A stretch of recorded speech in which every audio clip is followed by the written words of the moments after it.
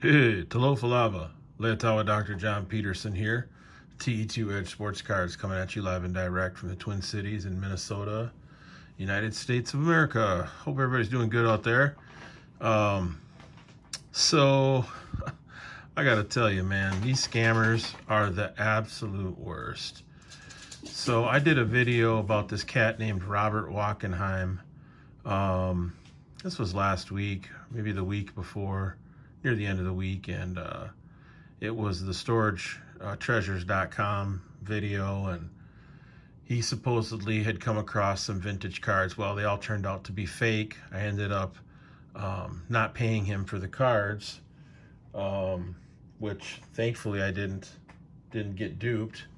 These were some of the cards, so pretty well aged, but just clearly fake.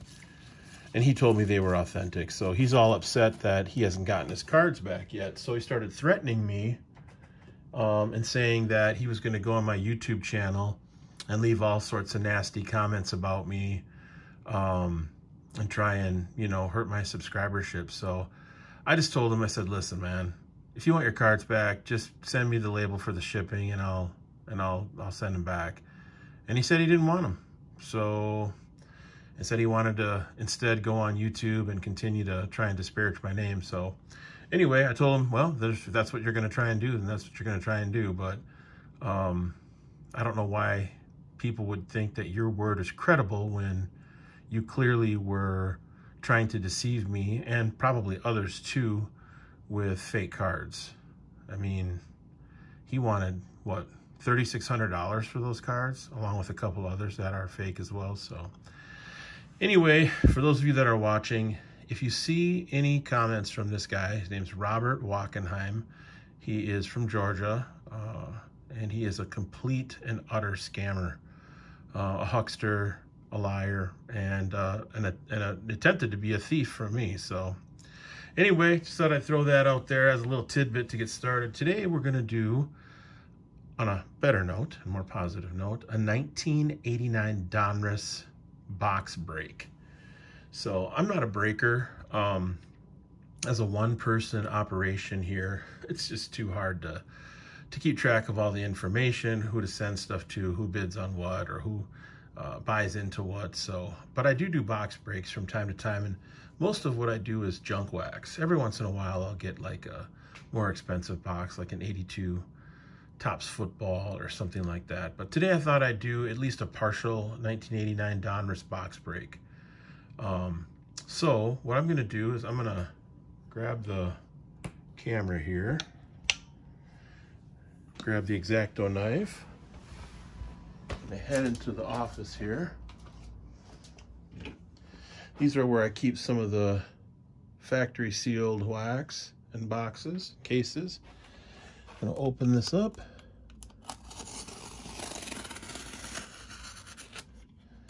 A slice there, slice there. Folks can see that this is legit from a factory sealed case. There you go, 1989 Donruss. Factory sealed. So I have two of these cases. I'll leave one sealed, but I thought what I would do is I'd do a box break and then offer people to purchase these boxes from me if they're interested, either through my YouTube channel or My Slabs or eBay. So I've got quite a few of them. There's 20 boxes in each case, so there's definitely not a shortage. All right. Let's go this way and get set back up over here at the table.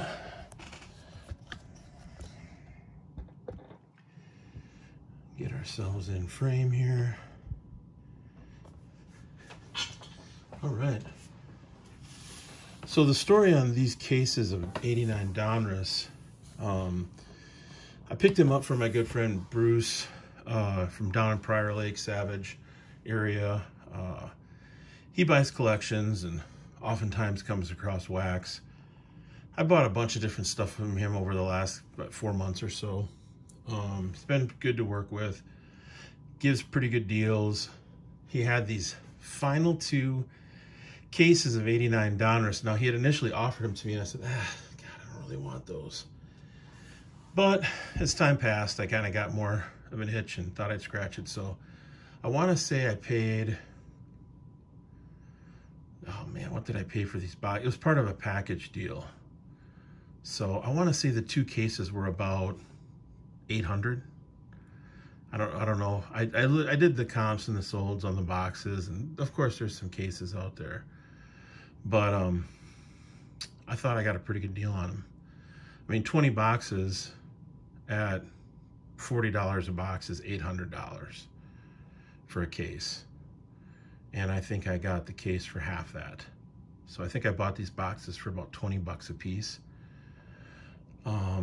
And in terms of resale value, if I sold them straight up, I could probably sell them for about 40 to 50.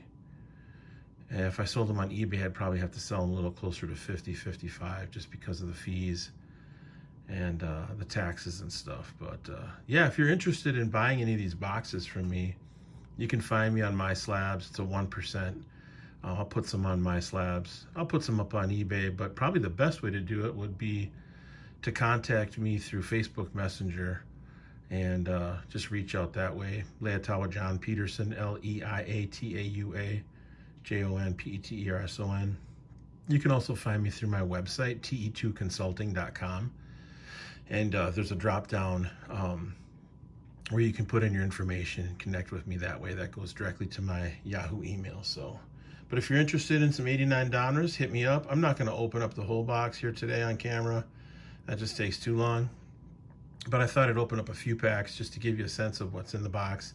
Of course, we're looking and chasing the 1989 Ken Griffey Jr. rookie card. I bought a lot of these cards because I was 15 when these came out, and had a summer job, so I was supposed to be saving for college, which I did a little bit. But mostly I just bought cards. Probably not unlike a lot of you out there watching who had summer jobs. I worked at a strawberry patch that summer, and so I had worked there with some friends, and what we would do is we'd work from like 6 or 7 in the morning till about 11 when the sun got pretty high in the sky and got hot, and we'd make our 20, 25 bucks cash, and then we'd take our bicycles and ride them up to the Dairy Queen and get ourselves a little lunch. And then after that, we'd go to Don's Super Value store, grocery store, and we'd look at the rack packs at 89 Donruss and try and find the Griffies, because of course you know that the way the cards are collated for 89 Donruss, you can pretty well tell where the Griffey's at based on which cards are on top. And also you can kind of thumb through the rack packs too a little bit and get a sense of where Griffey's at. So yeah, by the time we were done, we had maybe $8 left out of the 25 bucks we'd made. So that's kind of how it went. So yeah, let's open up a few of these and see what we get. This is kind of a walk down memory lane. Our dog Charlie is pretty excited about it too, evidently. Of course, you've got the Warren Spawn puzzle pieces. I'm going to try and go through these pretty quickly. Yeah, you got the classic rated rookie. Harnish wasn't really a great picture, but it was a decent prospect coming up. And then the big thing with these was always the centering. You know, it was always tough to find centered copies of the Griffey. I think the Griffey right now, a PSA 10 of a Ken Griffey Jr. 89 Donruss is probably close to 250 bucks to 300 bucks on eBay. Most recent auction. It's a pretty common card, of course, because it's this junk wax stuff, but get back this up even a little bit more. Excuse me, I'm going to back the camera up just a tad so you can see him a little bit better. Dave Schmidt. Man, I can't even remember Dave Schmidt. Mark Grace. He was a pretty solid player. Will Clark.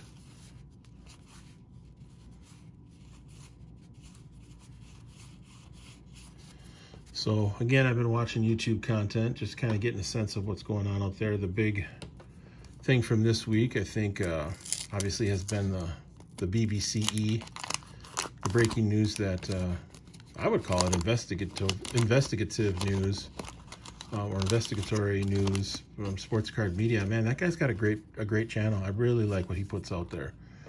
You know, the hobby is really an unregulated market. From a institutional perspective, it's pretty much a free market, and people can do pretty much, there's a Kirby Puckett, pretty much as they wish, without significant, I mean, you can't do anything you want to. Obviously, the IRS, you have to pay your taxes and all that sort of thing, but in terms of just like behaviors, there's not a whole lot of regulation in the market right now. There's a Tom Gordon rated rookie. And so people do shady stuff. I mean, that's part of capitalism. And part of the role that the state plays is to regulate markets. Now, you certainly don't want over-regulation, but you need some, right? Some regulation. So right now we're in a situation in the hobby where we're pretty much a community-driven accountability system. So folks like Sports Card Radio, presuming that what they say is correct and accurate, are a bit of an accountability measure. There's a Clemens, which I think is a positive thing. I don't think he calls people out in a unjust way. I think he just does his videos and calls it like he sees it. So he really kind of broke the peace with the BBCE fiasco and the 86 box of Fleer at the National. That breakout cards and a couple other influencers opened up. And then BBC had their response. Now, I've had a great relationship with BBCE. There's a Biggio rookie. Yeah, he's a great Hall of Fame catcher. I don't know if that's worth pulling out, though. Probably not. So I'm not here to bash BBCE in any sort of way. But the fact remains that box was highly, highly skeptically made. Highly skeptically. Not sure if that's a word or not. Very, very odd how it was put together. It was a Frankenstein box. I mean, let's be honest. It wasn't an authentically untouched box. I mean, they went through the cards, the packs, and they basically constructed it. They took some, put some in, took some out. There's a Griffey. There we go. What's that, the 5th pack? Off-centered, of course. But still, worth pulling out. I wonder how many are in these cases of those. I wonder how many Griffies there are per box. Interesting to see. I don't know, if I go fast, I might be able to get through this pretty quick. See if there's any others in here. So, the BBCE thing, they of course gave a response. I thought their response was a little specious. I mean, yeah, I suppose there could have been an anomaly with the way the packs were, the way the cards were inserted into the packs, you know, back in 86, but I don't know. I just felt like they didn't take responsibility for even the Frankenstein nature with which they constructed the box. I wonder if that's Schilling's rookie. Might be. That one's pretty centered. Pull that out. There's a Tony Gwynn, Diamond King. Classic. So, but people have pretty well spoken upon that, and this is the second big BBCE-related incident, I guess that's what we'll call it. The first was the Logan Paul incident with the Pokemon G.I. Joe cards. That was a fiasco. So now there's two, basically, quote-unquote, incidents involving BBCE. And I tell you what, I mean, integrity is everything. So is credibility. So if you lose your integrity and credibility, or if you lose your credibility because of the perception that you're not acting in an integrous way, that can be really bad for business. So BBCE needs to, I think, be aware of how they're communicating. You know, at the very least, tell everybody it's a Frankenstein box. You don't have to hide that. Look at the cut on this card. Ah, that's a Glavin too.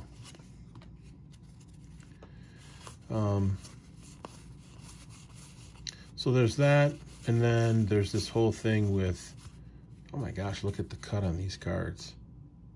That's awful. Huh. I've never seen a card miscut that bad. Have you?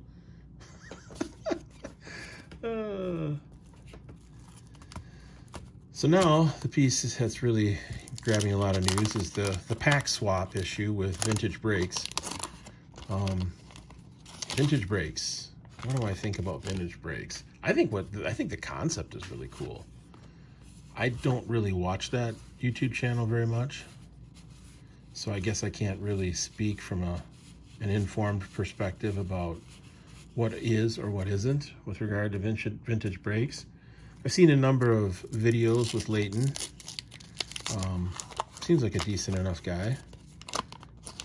Credibility wise, I don't know. I don't know enough about him. What I did see on video though from Ziggy's channel,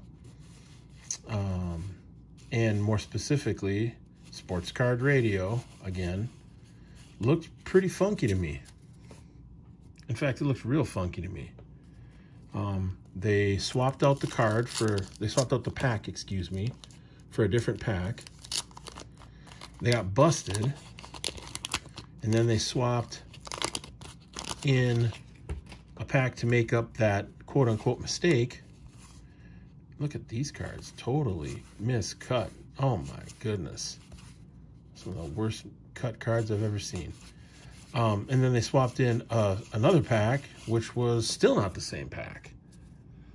So, and that was obvious from watching the video, the replay on Sports Card Radio. I mean, he had it set up perfectly on his YouTube channel. So I don't know. I mean, people have to be held accountable to this kind of thing.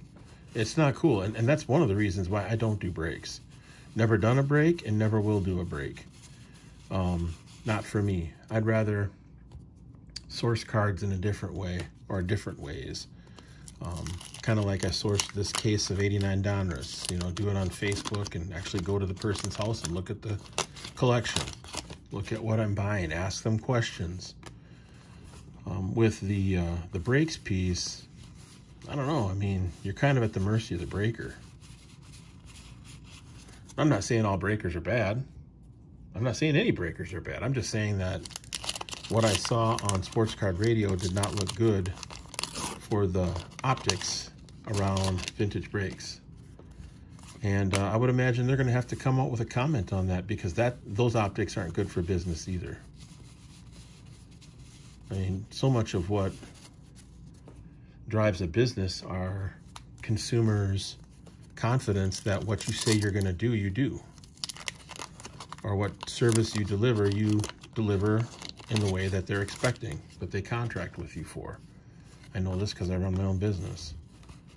And so if you're not delivering the service or the product, or services or product, consistent with what people expect to receive when they contract with you, you know, I'm not saying that Vintage Brakes does contracts with the people that receive their brakes. I'm just saying there's a social contract, a contract based on trust and a mutual agreement that you're not going to hose me over or do what is it, AIH calls hanky-panky. He calls it the hanky-panky. I like his channel too. He keeps it real.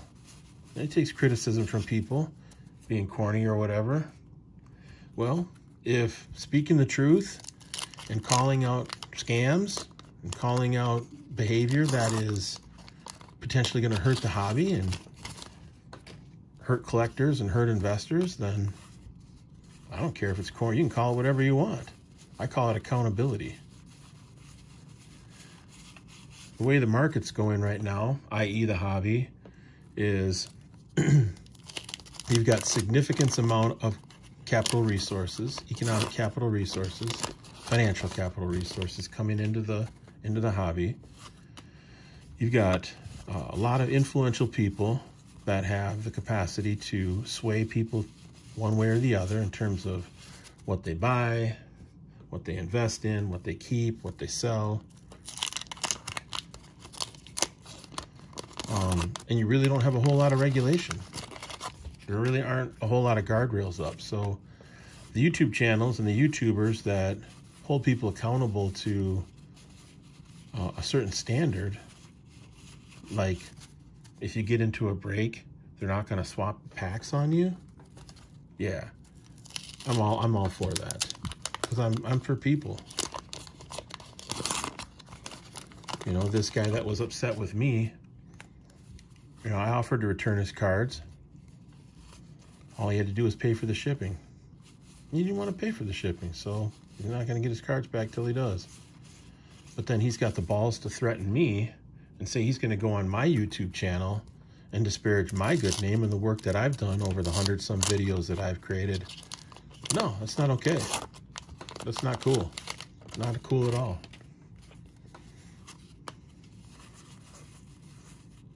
Oh my goodness, look at this card. Got some kind of a fuzz on it. Boy, this really is junk wax. I've pulled out 2 cards out of this whole box so far that are worth putting in a sleeve. So anyway, that seems to be the big news right now. Well, I just keep plugging away, opening up my junk wax, picking up vintage cards here and there, whether it be football, basketball, or baseball. Man, I've had a submission of 18 cards with 3-star sports cards at PSA. They've been in assembly since April. I don't know what's going on, but I'd like to get those cards back. I'd like to do a show on the 10th of September. I just purchased some display cases today, my first display cases. Never had those before. I think I went with Ronnie. My friend Eli had suggested them. They are locking, black framed, open from the front to back, which I like. I'll take that one out. So those should be coming from Amazon here in the next week or 2. Yeah, I've only done 1 card show, and that was way back in like the early 90s.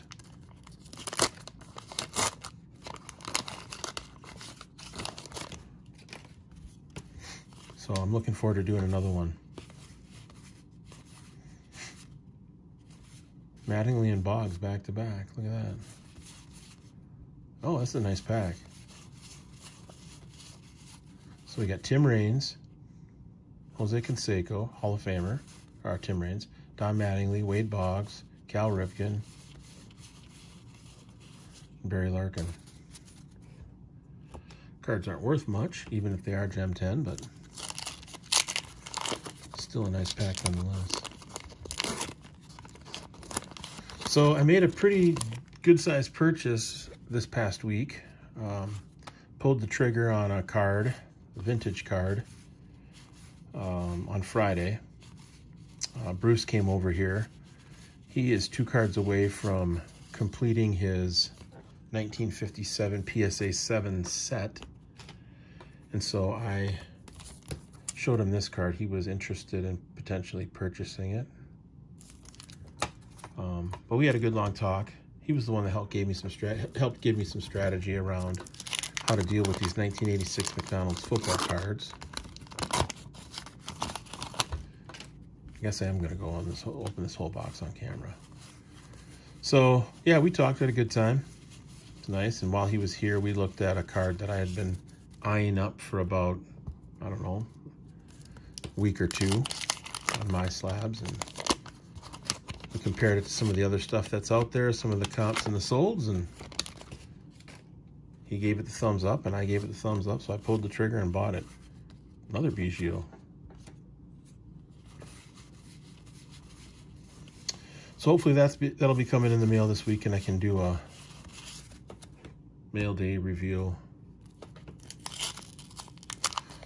All right, so far, one Griffey.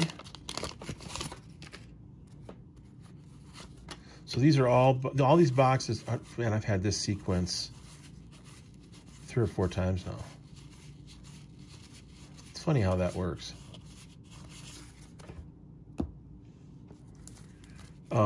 All these boxes are from a sealed case. You saw me open it up, the case that is. And so if you're interested in buying some of those boxes, let me know. Or a box.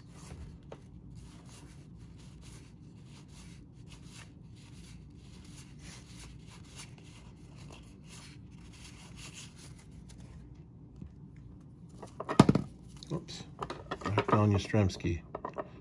Down goes Yastrzemski.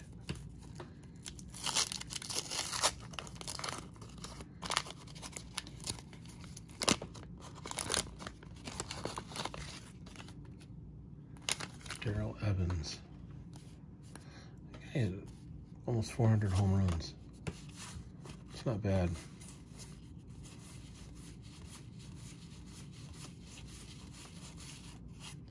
Ricky Henderson.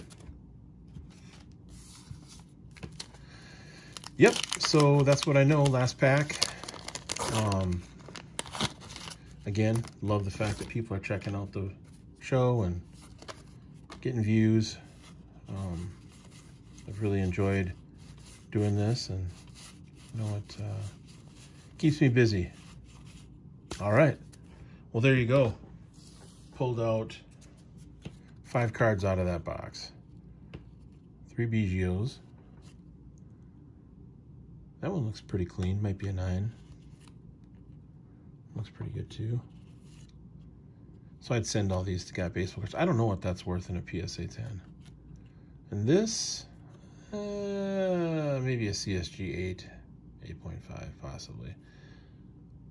So, all right, thanks for watching. Peace out, one love.